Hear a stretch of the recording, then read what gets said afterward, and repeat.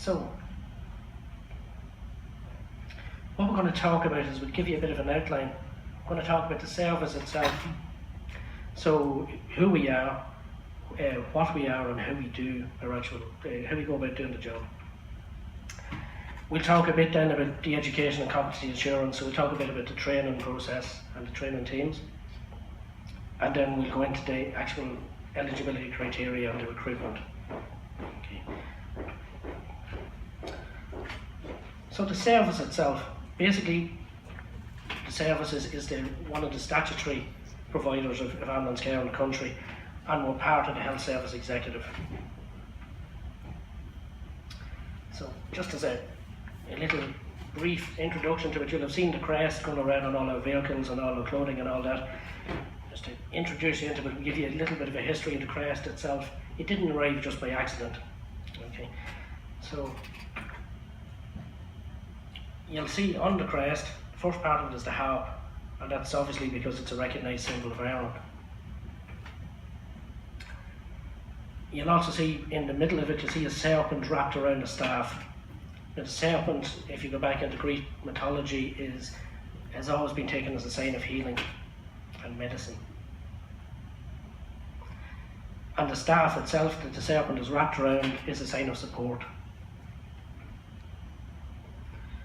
We have the spokes of a wheel sitting in there as well, and that's basically to give an indication that we're involved in transporting people that are sick and injured. And lastly, and probably more importantly, we have the laurel leaf, which again, getting into tradition and mythology, has always been a sign of victory and excellence.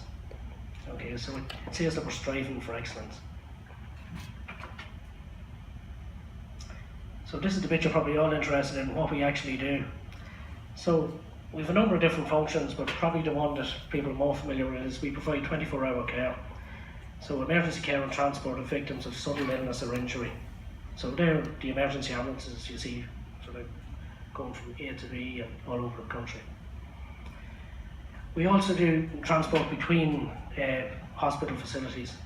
So we provide critical care and emergency care of transport between the hospitals.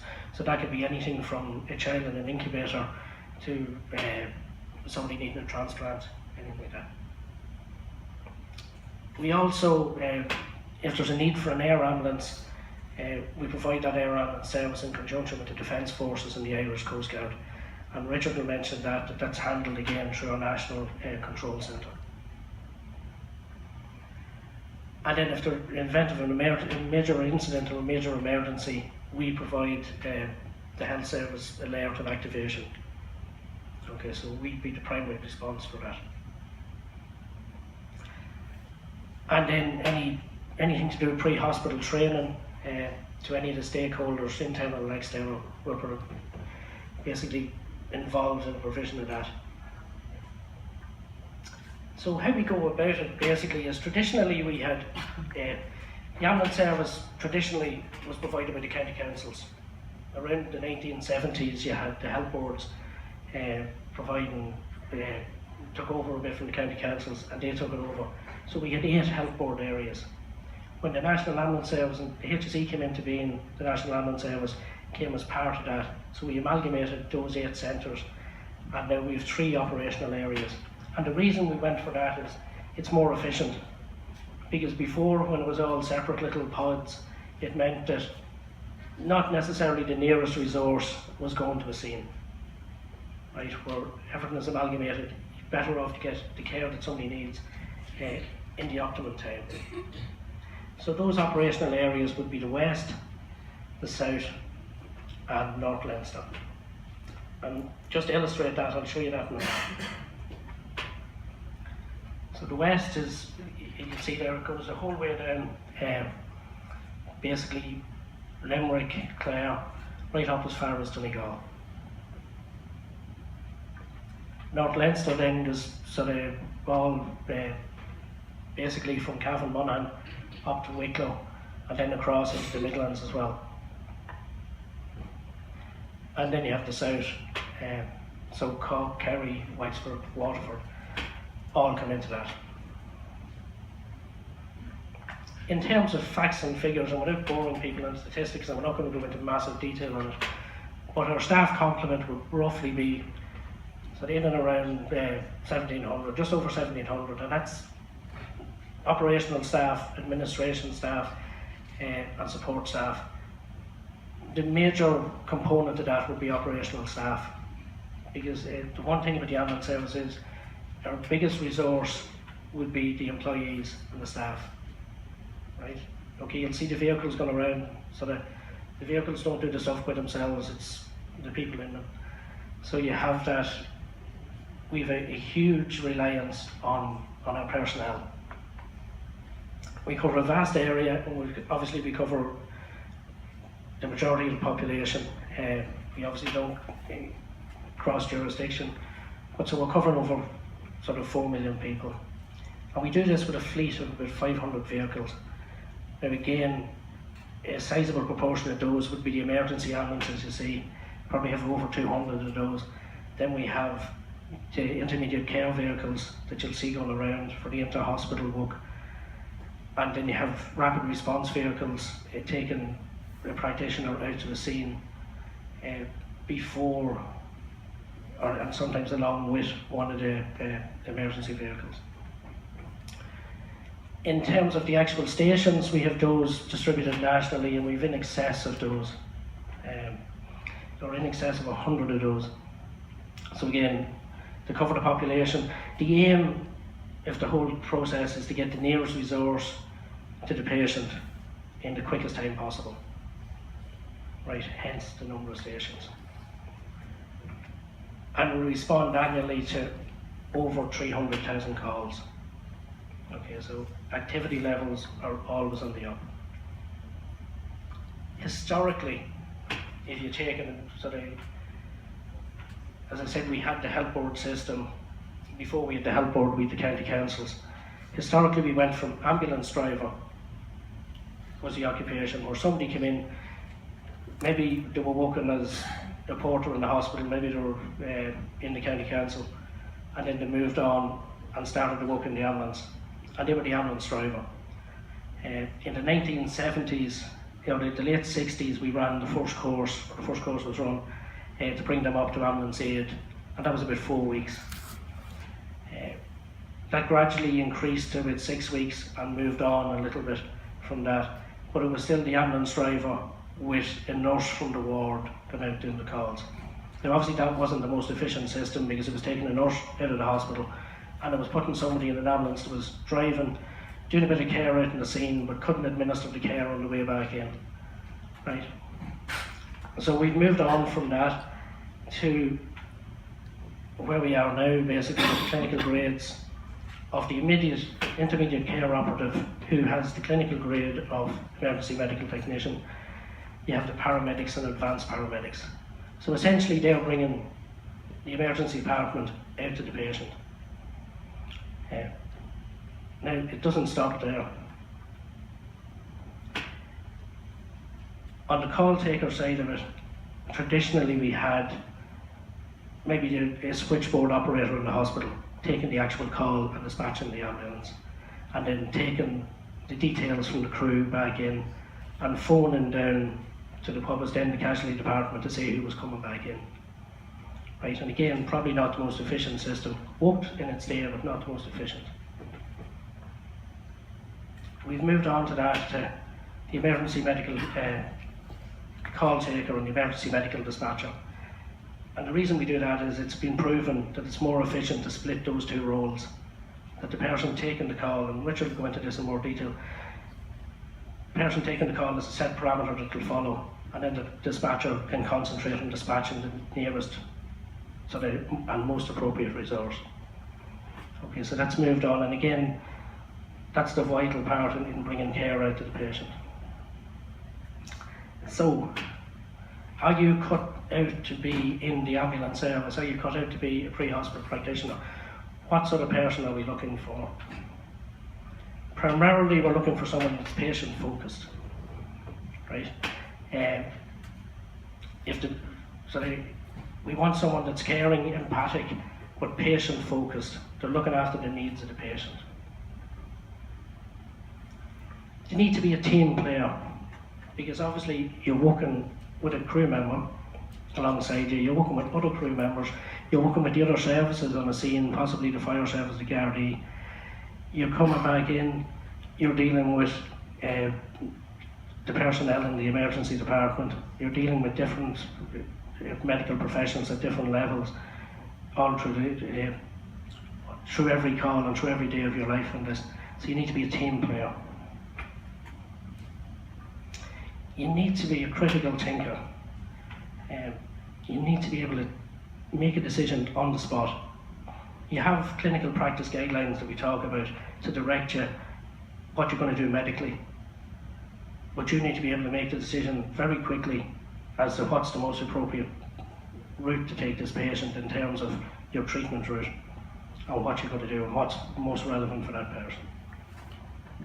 And then when things go wrong and things change, you need to be able to apply those changes very quickly. You need to be holistic. Obviously, you have to think where this sits into the overall picture for that patient. You need to be empathic. You're dealing with people maybe in the worst situation that they've been in. That person didn't really want to call an ambulance that day or travel in an ambulance, go into the emergency department. You need to be able to be empathic, take it from their side. It's not just a routine call for you going out, you need to think what they're thinking and to put them at ease. Again, you need to be self-aware. You need to know what you're doing when you're doing it. And the other bit is you need to be committed to lifelong learning, because you'll do your training initially, but the training never stops. Things move on in the medical field. When I came into the service over 20 years ago, we were using 2 medications and we weren't breaking skin at any stage. Now the advanced paramedic uses in excess of 40 medications. The paramedic uses way over 20 medications. You know, if you're using medications, you need to know how to use them wisely. You need to know when they're appropriate, when they're not appropriate. So to keep up with this, you need to be committed to lifelong learning. You're always learning.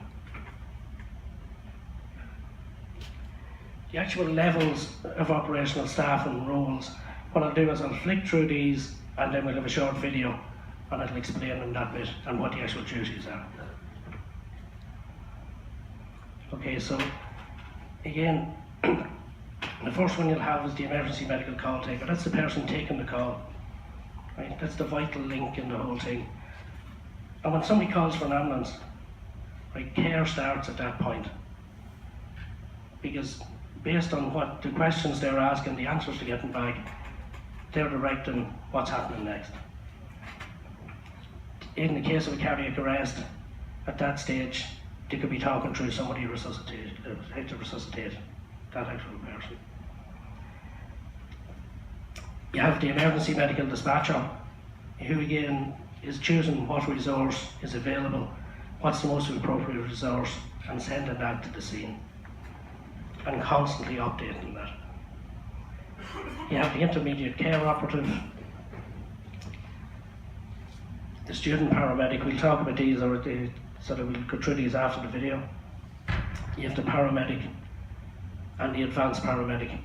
And at those grades there, the difference is basically what actual interventions they can do for the patient. Right? They're all vital in that whole link, and they all have different levels of practice. So the video will play next and it'll explain some of those roles.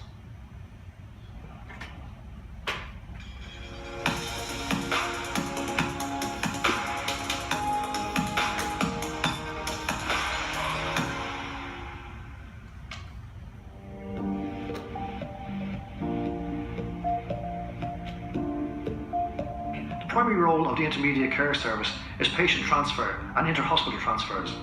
We can go into an emergency department and we can take up to 5 patients and transfer them to another hospital or to a nursing home. We can also take patients from the wards, bringing them to a nursing home or to another hospital, freeing up beds. It's a very important service. We can also be called as a first responder in an emergency call. For example, a cardiac arrest if we're the closest vehicle. We back up paramedic and advanced paramedic crews And in a major incident with mass casualties, we can take up to 5 patients to the emergency department in one vehicle. I like the diversity in the job. I like working as part of a crew. Every day is different, every patient is different. The training is excellent and continuous. I really enjoy the job.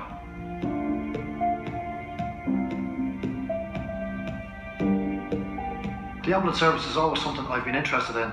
I was working in construction, and in 2008, when things started to go a little bit quiet, I decided to train as an emergency medical technician. I seen the jobs come up then on publicjobs.ie and I applied for it.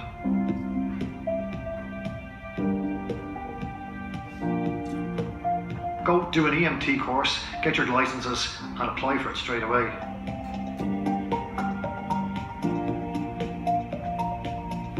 Before I became a paramedic, I worked in the hospitality industry. Between bars, restaurants and hotels, I've had to ring the ambulance quite a few times. I was always interested in what they had to deal with and how they dealt with it. It encouraged me to go on and do all my first aid courses and volunteer in the civil defence. When this job arose, I thought absolutely this is the job for me.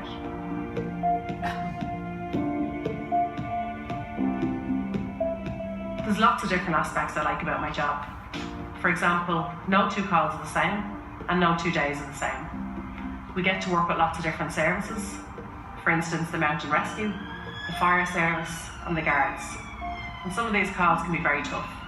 But the best part about the job is coming back to the support of our colleagues.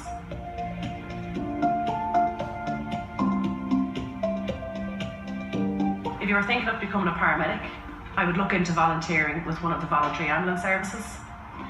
Secondly, have an interest in dealing with people. And thirdly, make sure and get your driving licences.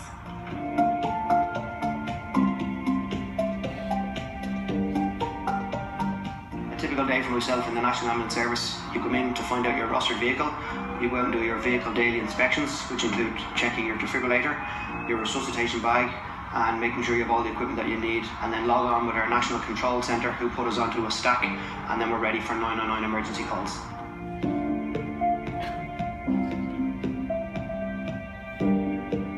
Coming from a clerical background in the emergency department in Connolly Hospital, I've seen the relationship the ambulance personnel had with patients from the first point of contact to handing over to the nursing personnel in the emergency department. This is where I got my incentive to join the ambulance service and went off and done my first aid courses and got the licenses required.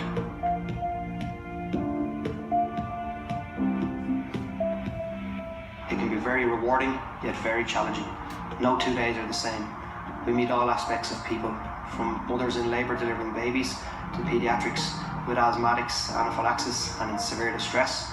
We deal with farming accidents and road traffic accidents and people in cardiac arrest. It can be very traumatising on the patient, on the families and on yourself. I love the job that I do. I love interacting with people, I love dealing with people, and I love helping people and being the first point of contact from arriving on their door and handing over to the emergency department. I work with a great bunch of people. There's great atmosphere and a great support network with the people I work with. I get great satisfaction out of all the calls I go to from start to finish. I wouldn't change the job for anything.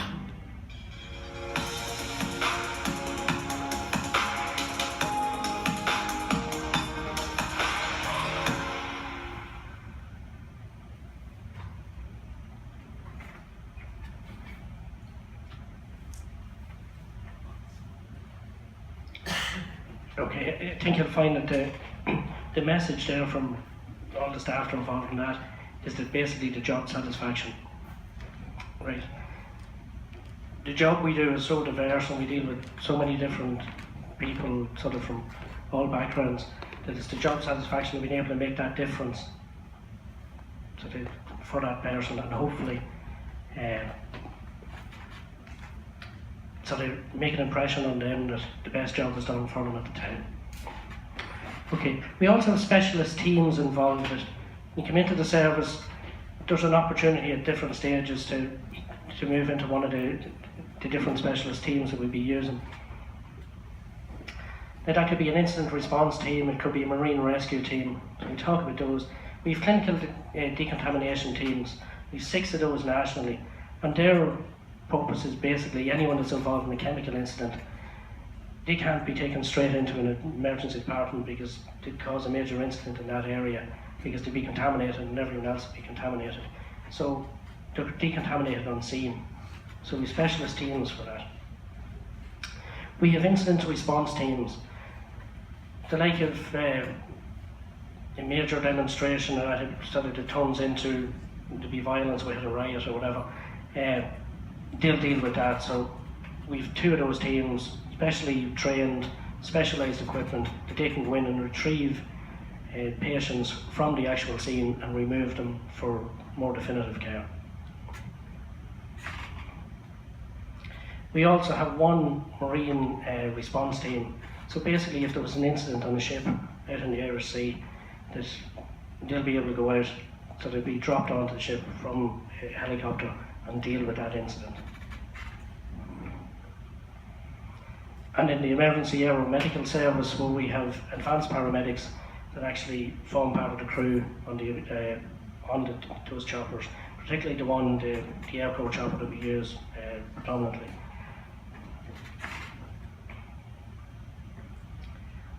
And then tied in with that, we have different roles people can take as well. We have the like of the education and competency assurance team that deals with all the in-service training and all the initial training for all staff. So a little bit about education and competency assurance. So anyone thinking of coming into the service sort of would at some point meet the education and competency assurance team. We have 2 facilities, one in Tala and one in Ballinasloe. That picture there basically shows 2 paramedic classes. There was an overlap. One class was class paramedic 21. That was just a couple of weeks ago. They were ready to sit their first stage exams. So they're the people in uniform. The ones without uniform are basically the class that are in at the minute that are just starting their first clinical week. They were just involved in their induction at that stage. And you'll have some of the actual education team intermingled there as well. They all had to come in for a big smile at that stage. So education and competency assurance, basically at the clinical grades, what drives the training and where it's focused is in around the clinical practice guidelines published by the Pre-Hospital Emergency Care Council. So that's a set standard that people follow, and it gives a guideline as to what treatment path you're going to go down with the patient. So that one there is a pain management one. It's one of the more recent ones. So somebody presenting with sort of, for whatever reason, they present with pain. There are different routes we can take as to how we're going to deal with that. And it doesn't necessarily have to be pharmacological.